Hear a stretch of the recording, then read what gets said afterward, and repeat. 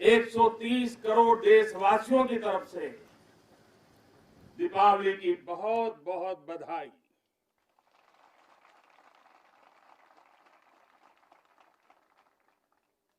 देश की सरहद पर हो, आसमान में या समंदर के विस्तार में, बर्फीली चोटियों पर हो या घने जंगलों में, राष्ट्र रक्षा में जुटे हर वीर बेटे बेटी, हमारी सेनाएं, बीएसएफ, आईटीबीपी, सीआईएसएफ, हर सुरक्षा बल, हमारे पुलिस के जवान, हर किसी को मैं आज दीपावली के इस पावन पर्व पर आदर पूर्वक नमन करता हूं। आप हैं तो देश है, देश के लोगों की खुशियां है, देश के ये त्योहार है। मैं आज आपके बीच प्रत्येक भारतवासी की शुभकामनाएं लेकर आया हूं। आपके लिए कोटि कोटि देशवासियों का प्यार लेकर के आया हूं। हर वरिष्ठ जन का मैं आपके लिए आशीष लेकर के आया हूं। मैं आज उन वीर माताओं, बहनों और बच्चों को दीपावली की हार्दिक शुभकामनाएं देता हूं, उनके त्याग को नमन करता हूं, जिनके अपने बेटे हो या बेटी आज त्योहार के दिन पर भी सरहद पर तैनात हैं। वे भी, परिवार के सभी लोग भी अभिनंदन के अधिकारी हैं। एक बार फिर दोनों मुट्ठी बंद करके पूरी ताकत से मेरे साथ बोलिए, भारत माता की, भारत माता की, भारत माता की। साथियों, मुझे याद है प्रधानमंत्री बनने के बाद पहली बार 2014 में दीपावली के पर्व पर मैं सियाचिन चला गया था जवानों के साथ दिवाली मनाने के लिए। तो बहुत लोगों को थोड़ा आश्चर्य हुआ, त्योहार के दिन ये क्या प्रधानमंत्री कर रहा है। लेकिन अब तो आप भी मेरे भाव जानते हैं।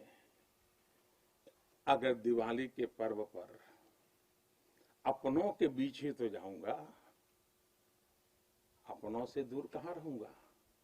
और इसलिए आज भी दीपावली के पर्व आपके बीच में आया हूं, अपनों के बीच में आया हूं।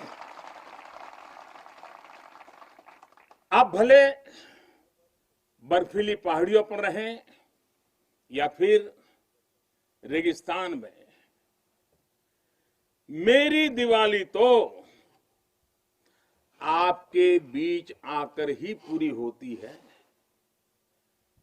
आपके चेहरों की रौनक देखता हूं, आपके चेहरे की खुशियां देखता हूं, तो मुझे भी अनेक गुना खुशी हो जाती है, मेरी खुशी बढ़ जाती है।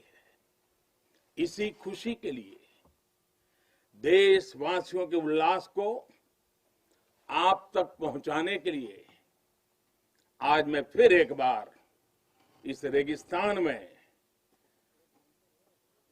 आपके बीच में आया हूं। और एक बात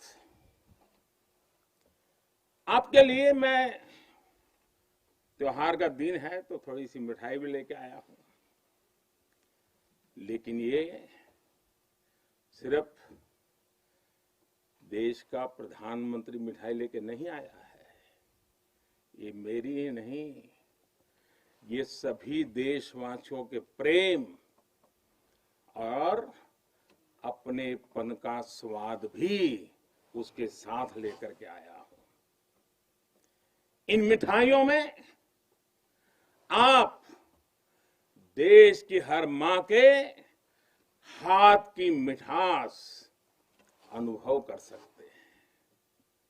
इस मिठाई में आप हर भाई बहन और पिता के आशीर्वाद को महसूस कर सकते हैं और इसलिए मैं आपके बीच अकेला नहीं आता।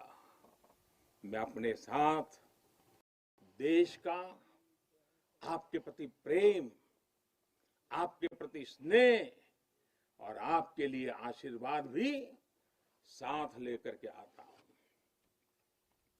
और साथियों, आज यहां लोंगेवाला की एक्सपोज पर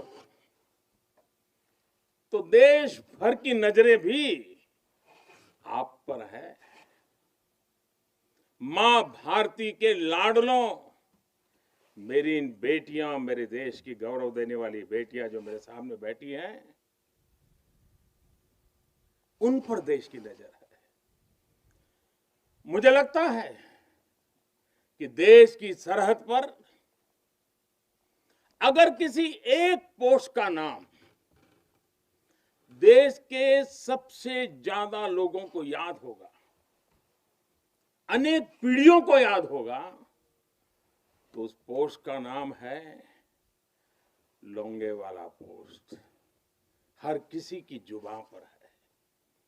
एक ऐसी पोस्ट जहां गर्मियों में तापमान 50 डिग्री को छूता है, तो सर्दियों में शून्य से नीचे चला जाता है।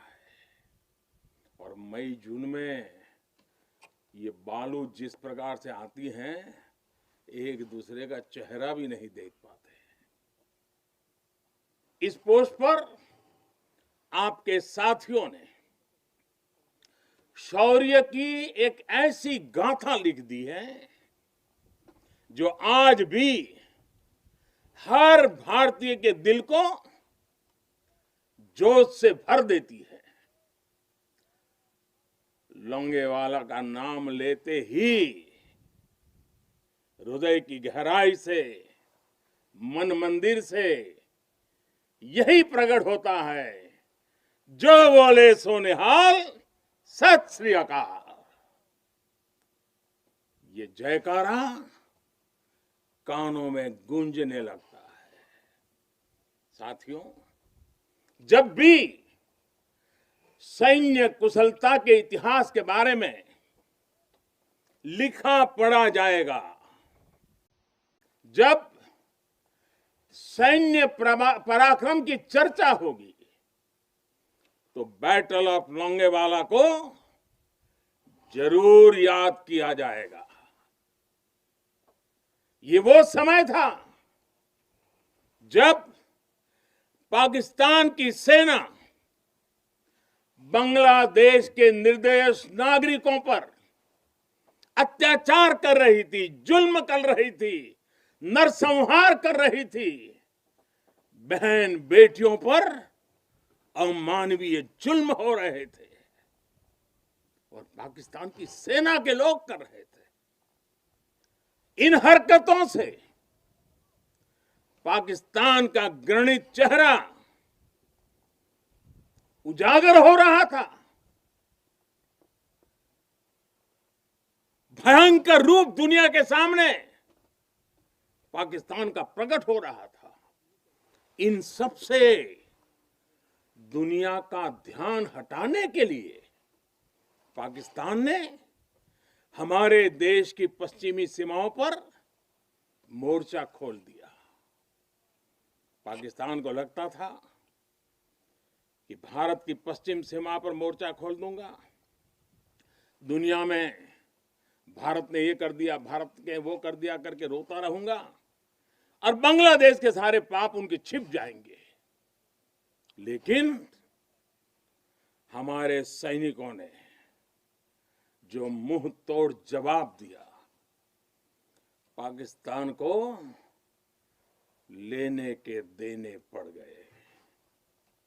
साथियों, यहां इस पोस्ट पर दिखाए गए पराक्रम की गूंज, इस गूंज ने दुश्मन का हौसला तोड़ दिया था।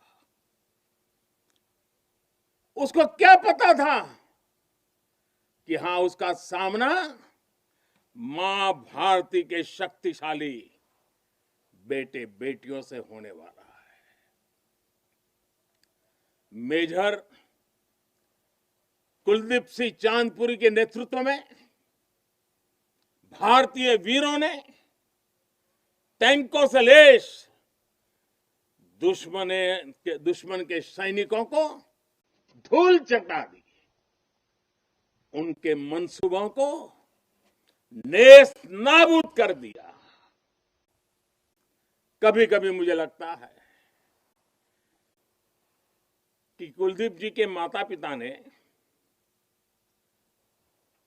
उनका नाम कुलदीप भले रखा था, उनको लगा होगा ये कुल का दीपक है, लेकिन वो कुलदीप जी ने अपने पराक्रम से उस नाम को ऐसे सार्थक कर दिया, ऐसे सार्थक कर दिया कि वे सिर्फ कुलदीप नहीं, वे राष्ट्रदीप बन गए, राष्ट्रदीप बन गए।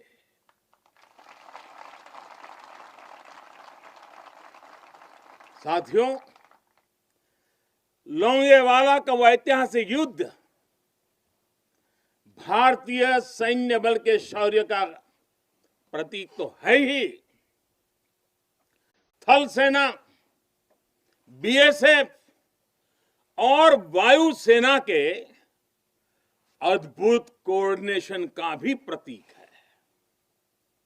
इस लड़ाई ने दिखाया है कि भारत की संगठित सैन्य शक्ति के सामने चाहे कोई भी आ जाए, वो किसी भी सूरत में टिक नहीं पाएगा। अब जब सन 71 में हुए युद्ध के लोंगेवाला में हुई लड़ाई के 50 वर्ष होने जा रहे हैं। कुछ ही सप्ताह में हम इसके 50 वर्ष इस गौरवपूर्ण स्वर्णिम पृष्ठ को हम मनाने वाले हैं। और इसलिए आज मेरा मन यहां आने को कर गया है। तो पूरा देश अपने उन वीरों की विजय गाथाएं सुनकर वो गौरवान्वित होगा, उसका हौसला बुलंद होगा। नई पीढ़ियां और आने वाली पीढ़ियां इस पराक्रम के साथ प्रेरणा भी लेने के लिए ये अवसर उनके जीवन का एक बहुत बड़ा महत्वपूर्ण बनने वाला है। ऐसे ही वीर सपूतों के लिए, ऐसे ही वीर सपूतों के लिए राजस्थान की भूमि के ही एक कवि नारायण सिंह भाटी ने लिखा है, और यहीं की बोलचाल की भाषा में लिखा है। उन्होंने लिखा है, इन जैसे घर इन जैसे गगन, इन जैसे घर इन जैसे गगन, इन जैसे सह इतिहास, इन जैसी सह पीढ़ियां, पाची तणे प्रकाश, प्राची तणे प्रकाश। यानी अपने वीर सपूतों के बलिदानों पर ये धरती गर्व करती है, आसमान गर्व करता है और संपूर्ण इतिहास गर्व करता है। जब जब सूर्य का प्रकाश इस धरती पर अंधकार को भगाने के लिए अवतरित होगा, आने वाली पीढ़ियां इस बलिदान पर गर्व करती रहेगी। साथियों, हिमालय की बुलंदियां हो, रेगिस्तान में बालू की ढेर हो, घने जंगल हो या फिर समंदर की गहराई हो, हर चुनौती पर हमेशा आपकी वीरता आपकी वीरता हर चुनौती पर भारी पड़ी है। आप में से अनेक साथी अगर आज यहां रेगिस्तान में डटे हैं तो आपको हिमालय की ऊंचाइयों का भी अनुभव है। स्थिति परिस्थिति कोई भी हो, आपका पराक्रम आपका शौर्य अतुलनीय है। इसी का असर है कि आज दुश्मन भी ये एहसास है कि भारत के जांबाजों की कोई बराबरी नहीं है। आपके इसी शौर्य को नमन करते हुए आज भारत के 130 करोड़ देशवासी आपके साथ मजबूती से खड़े हैं। आज हर भारतवासी को अपने सैनिकों की ताकत और शौर्य पर गर्व है। उन्हें आपकी अजेयता पर, आपके अपराजेयता पर गर्व है। दुनिया की कोई भी ताकत हमारे वीर जवानों को देश की सीमा की सुरक्षा करने से न रोक सकता है न टोक भी सकता है। साथियों, दुनिया का इतिहास हमें ये बताता है कि केवल वही राष्ट्र सुरक्षित रहे हैं, वही राष्ट्र आगे बढ़े हैं जिनके भीतर आक्रांताओं का मुकाबला करने की क्षमता थी। अगर आज का दृश्य देखें, भले ही इंटरनेशनल कोऑपरेशन कितना ही आगे क्यों न आ गया हो, समीकरण कितने ही बदल क्यों न गए हो, लेकिन हम कभी नहीं भूल सकते कि सतर्कता ही सुरक्षा की राह है। सजगता ही सुख चैन का संबल है। सामर्थ्य ही विजय का विश्वास है। सक्षमता से ही शांति का पुरस्कार है। भारत आज सुरक्षित है क्योंकि भारत के पास अपनी सुरक्षा करने की शक्ति है। भारत के पास आप जैसे वीर बेटे बेटियां हैं। साथियों, जब भी जरूरत पड़ी है, भारत ने दुनिया को दिखाया है कि उसके पास ताकत भी है और सही जवाब देने की राजनीतिक इच्छा शक्ति भी है। हमारी सैन्य ताकत उसने आज हमारे नेगोशिएटिंग पावर को भी अनेक गुना बढ़ा दिया है। उनके पराक्रम से बढ़ा है, उनकी संकल्प शक्ति से बढ़ा है। आज भारत आतंकियों को, आतंक के आकाओं को घर में घुस करके मारता है। आज दुनिया ये जान रही है, समझ रही है कि ये देश अपने हितों से किसी भी कीमत पर रत्ती भर भी समझौता करने वाला नहीं है। भारत का ये रुतबा, ये कद आपकी शक्ति और आपके पराक्रम के कारण ही है। आपने देश को सुरक्षित किया हुआ है, इसलिए आज भारत वैश्विक मंचों पर प्रखरता के साथ अपनी बात रखता है। साथियों, आज पूरा विश्व विस्तारवादी ताकतों से परेशान है। विस्तारवाद एक तरह से मानसिक विकृति है और 18वीं शताब्दी की सोच को दर्शाता है। इस सोच के खिलाफ भी भारत प्रखर आवाज बढ़ रहा है।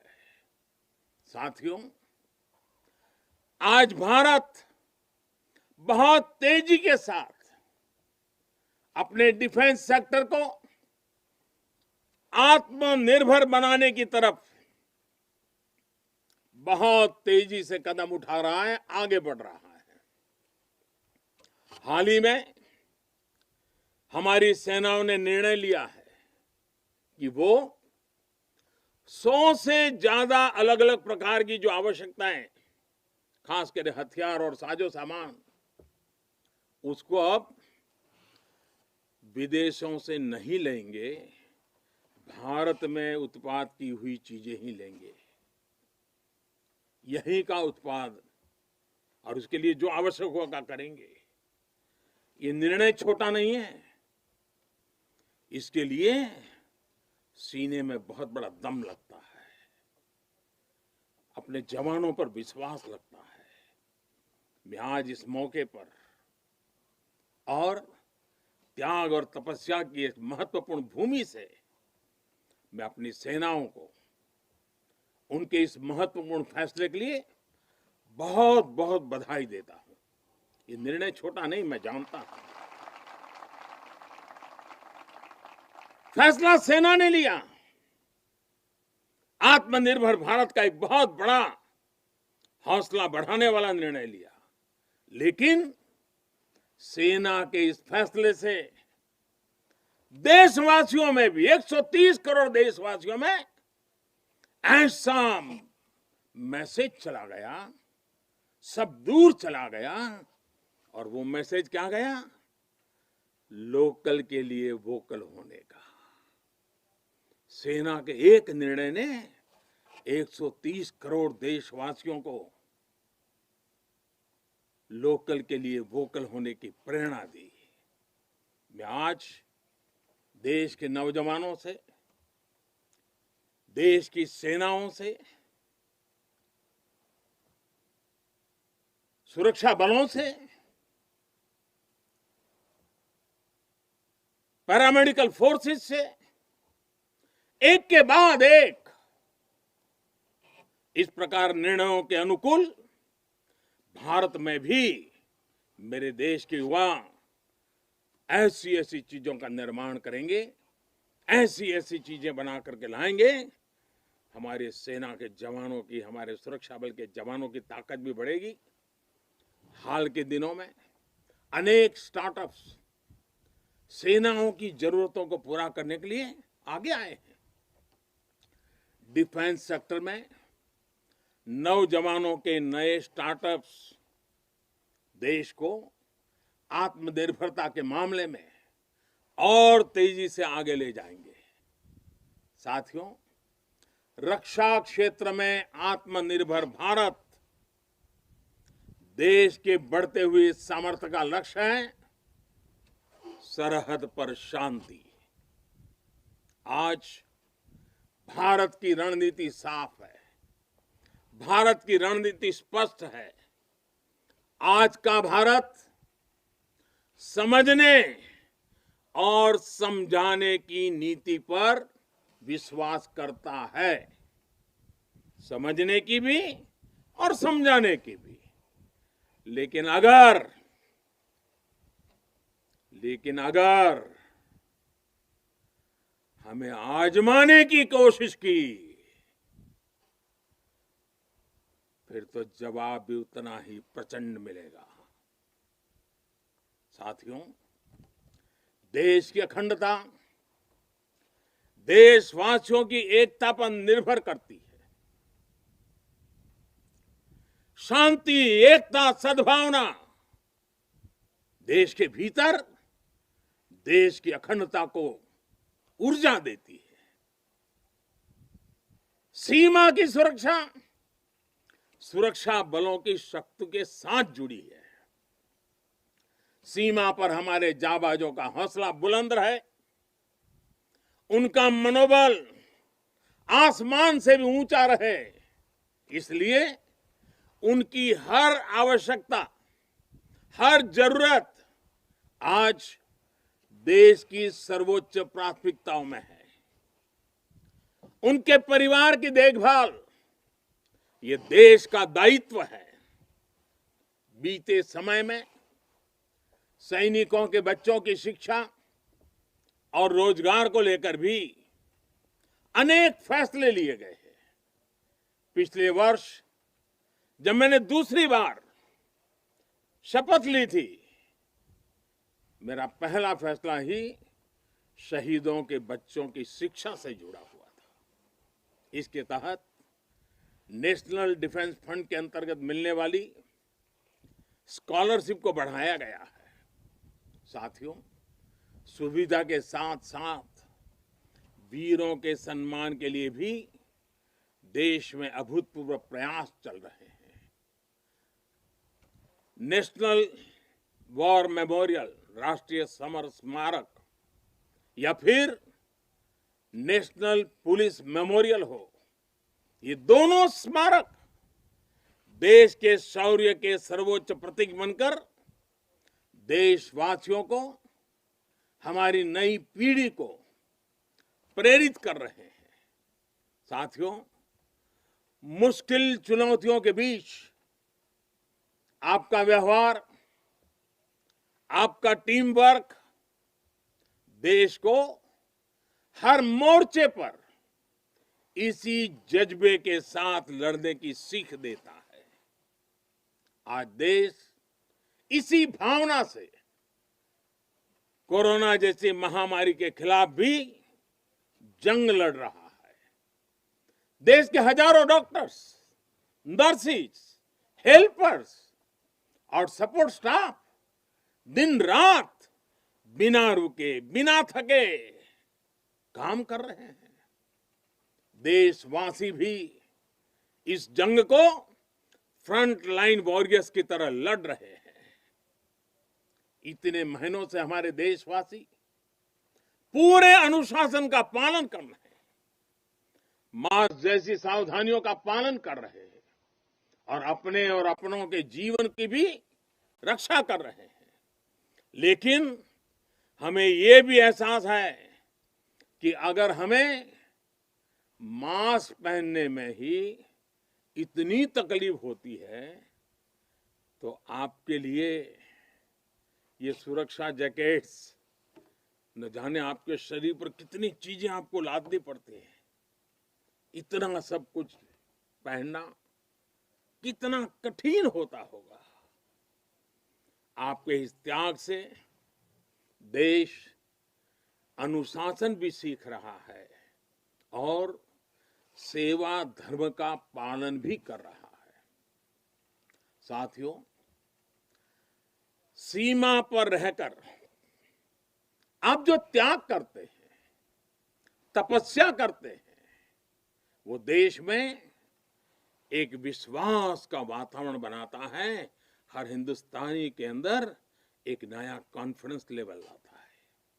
ये विश्वास होता है कि मिलकर बड़ी से बड़ी चुनौती का मुकाबला किया जा सकता है। आपसे मिली इसी प्रेरणा से देश महामारी के इस कठिन समय में अपने हर नागरिक के जीवन की रक्षा में जुटा हुआ है।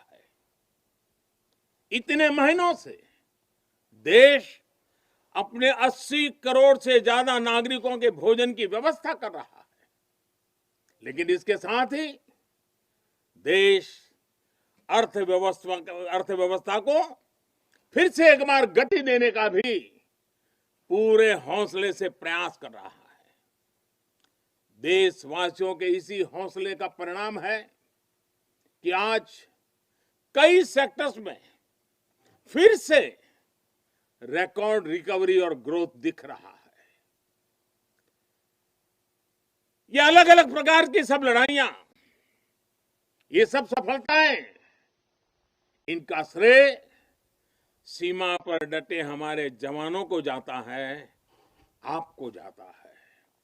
साथियों, हर बार, हर त्योहार में जब भी मैं आपके बीच आता हूं, जितना समय आप सबके बीच बिताता हूं, जितना आपके सुख दुख में शामिल होता हूं, राष्ट्र रक्षा का, राष्ट्र सेवा का मेरा संकल्प उतना ही मजबूत होता है।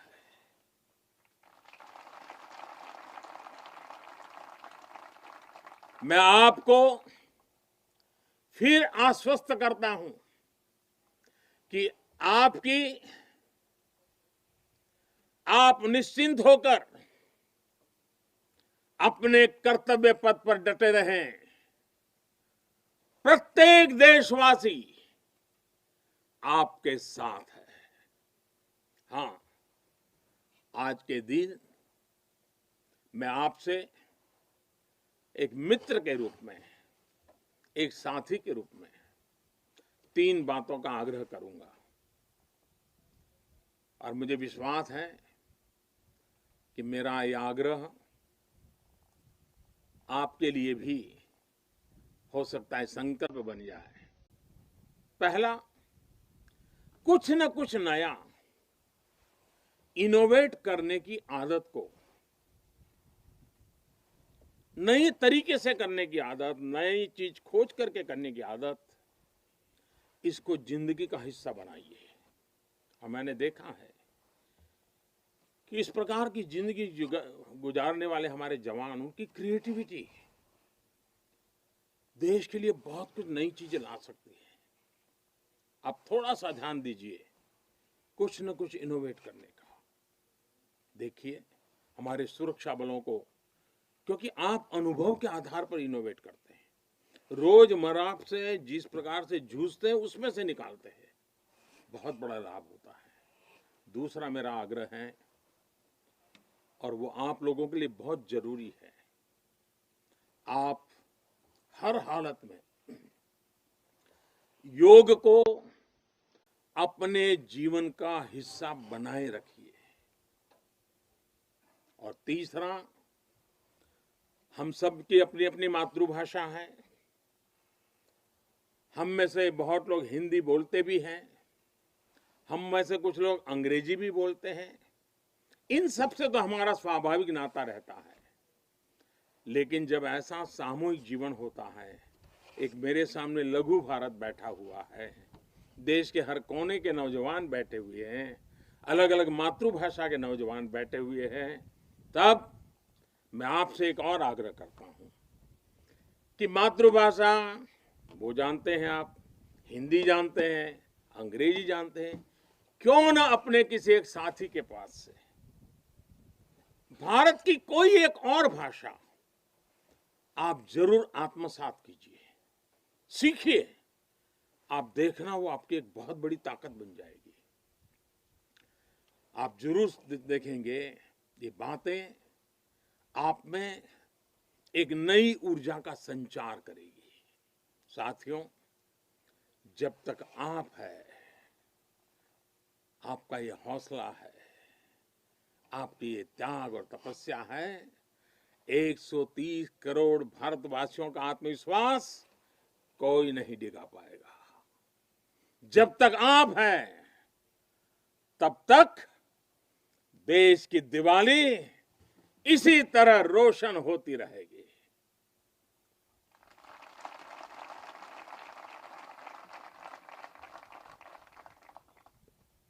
लोंगेवाला की इस पराक्रमी भूमि से, वीरता और साहस की भूमि से, त्याग और तपस्या की भूमि से मैं फिर एक बार आप सबको भी और देशवासियों को भी दीपावली की अनेक अनेक शुभकामनाएं देता हूं। मेरे साथ पूरी ताकत के साथ दोनों मुट्ठी ऊपर करके पूरी ताकत से बोलिए, भारत माता की, भारत माता की, भारत माता की, भारत माता की, भारत माता की। बहुत बहुत धन्यवाद।